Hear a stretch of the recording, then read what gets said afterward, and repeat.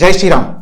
Next gen viewers அத்தனை பேருக்கும் 2026 ஆங்கில புத்தாண்டு வாழ்த்துக்கள். உண்மையாகவே இந்த நெக்ஸ்ட் ஜென் வியூவர்ஸ் அத்தனை பேருக்கும் இப்போ இந்த 12 ராசி பலன்கள் நம்ம சொல்ல போகிறோம். எப்படி சொல்ல போகிறோம் தெரியுமா? இது வரைக்கும் நீங்கள் நிறைய ராசி பலன் கேட்டிருப்பீங்க மற்ற சேனல்களில். நம்ம சேனலில் என்ன வித்தியாசம் அப்படின்னு கேட்டிங்கன்னா, நால்வர் அருளிய பதிகங்கள், அது ரொம்ப ரொம்ப முக்கியம். வெற்றி பரிகாரங்கள் இருக்கக்கூடிய திருத்தலங்கள்.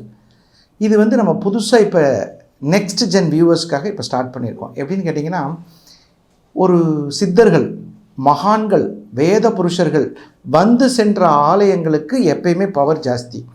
நிறைய பேர் கேட்ட கேள்வி என்னன்னா, சார் இந்த மாதிரி ஒரு கோயிலுக்கு போனால் ஒரு பிரச்சனை முடியணும், கல்யாணம் அப்படின்னா ஒரு பிரச்சனை முடியணும், ஒரு கடன் ஒரு கோயிலுக்கு போனால் முடியணும், ஒரு ஈகோ, நான் ஒரு ஈகோ பிடிச்ச ஆள் கூட பழகினேன் சார், அவன் ரொம்ப டார்ச்சர், அந்த ஈகோ சரியாகணும். இந்த மாதிரி நிறைய கோவில்கள், நிறைய அதிர்ஷ்ட குறிப்புகள், அதெல்லாம் நிறைய கொடுக்க போகிறோம். அப்புறம் எல்லாருக்கும் ரொம்ப ஈஸியாக இருக்கிறது இந்த வாழ்வியல் பரிகாரங்கள்னு ஒன்று. இந்த வாழ்வியல் பரிகாரங்கள்னால் என்ன அப்படின்னு கேட்டிங்கன்னா, நம்மளால் ஈஸியாக செய்ய முடியுது. அதெல்லாம் 12 ராசிக்கும் 3 விஷயங்கள் 2026 நெக்ஸ்ட் ஜென் வியூவர்ஸ்க்கு கொடுக்க போகிறோம். அதிர்ஷ்ட குறிப்புகள், தேவாரம், திருவாசகம் பாடிய திருத்தலங்கள், முனிவர்கள் சென்ற திருத்தலங்கள், வெற்றி பரிகாரங்கள். 3வது விஷயம் ரொம்ப ரொம்ப முக்கியம், வாழ்வியல் பரிகாரம். 12 ராசிக்கு நீங்கள் பார்க்கும்போது ரொம்ப நல்லாயிருக்கும். இந்த தடவை 2026 நீங்கள் செய்யக்கூடிய பிரச்சனைகளை, செய்யக்கூடிய விஷயங்களை அற்புதமாக செஞ்சால் ஈஸியாக டெவலப் ஆகலாம். குறிப்பாக சொல்லப்போனால் வாழ்வியல் பரிகாரங்கள் நம்ம ஏற்கனவே செஞ்சிட்ருப்போம். நம்ம செஞ்சிட்ருக்கிற பரிகாரங்களை முறைப்படி செய்கிறது, அதுதான் வாழ்வியல் பரிகாரம். வேறு ஒன்றும் இல்லை. தெரியாமல் செஞ்சதை தெரிஞ்சு செய்ய போகிறோம், அவ்வளோதான். சிம்பிளான கான்செப்ட்டு. இப்போ இந்த 2026 மேசராசிக்கு எப்படி இருக்கும், எல்லாத்துக்கும் எப்படி இருக்கும், குழந்தைங்களுக்கு எப்படி இருக்கும், படிக்கக்கூடிய மாணவர்களுக்கு எப்படி இருக்கும், அதெல்லாம் பற்றி இப்போ பார்க்க போகிறோம். கன்னிராசி என்பவர்களுக்கு, இந்த கன்னிராசிக்காரங்க யாருன்னு கேட்டிங்கன்னா, திருமணத்தை விரைவில் செய்து கொள்ள ஆசைப்படுவார்கள். சீக்கிரம் கல்யாணம் பண்ணிட்டு செட்டில் ஆயிடணுங்க அப்படின்னு சொல்லியே டைம் ஆயிடும்.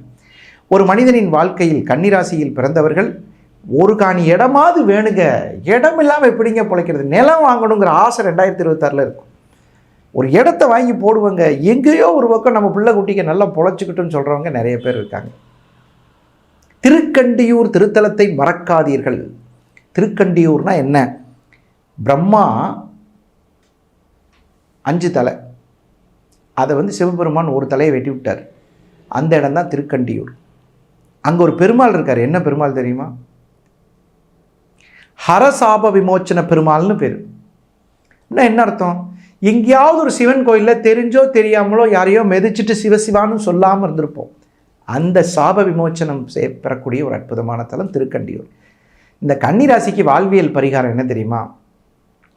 விளையாட்டு பொருள்களை யாருக்காவது வாங்கி தரணும். விளையாட்டு பொருள்கள், அவங்க தான் கன்னிராசி. கடன் சீக்கிரம் அடையும், கவலை தீரும். அருமையான 2026 வளர்ச்சிக்குரிய 2026 கன்னிராசி. அனைவருக்கும் எளிமையான பரிகாரங்கள். இந்த 12 மாதத்தில் இந்த கோயிலுக்கு போயிட்டு வர முடியாதா? 2 மாதத்தில் போயிட்டு வர முடியாதா? ரொம்ப செலவு கம்மியாக இருக்கிற கோயில்.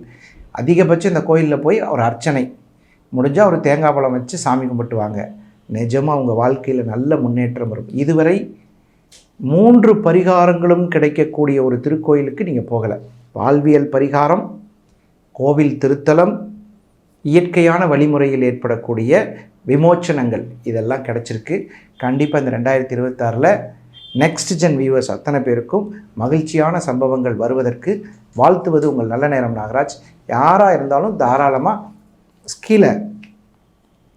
கீழே ஸ்க்ரோலில் போயிட்டு இருக்கிற நம்பருக்கு கண்டிப்பாக நீங்கள் கான்டாக்ட் பண்ணுங்கள். மீண்டும் சந்திப்போம் நல்ல ஒரு நிகழ்ச்சியில். அதுவரை உங்களிடமிருந்து விடைபெறுவது உங்கள் நல்ல நேரம் நாகராஜ், நங்கநல்லூர் மற்றும் கோவை. வணக்கம், வாழ்த்துக்கள்.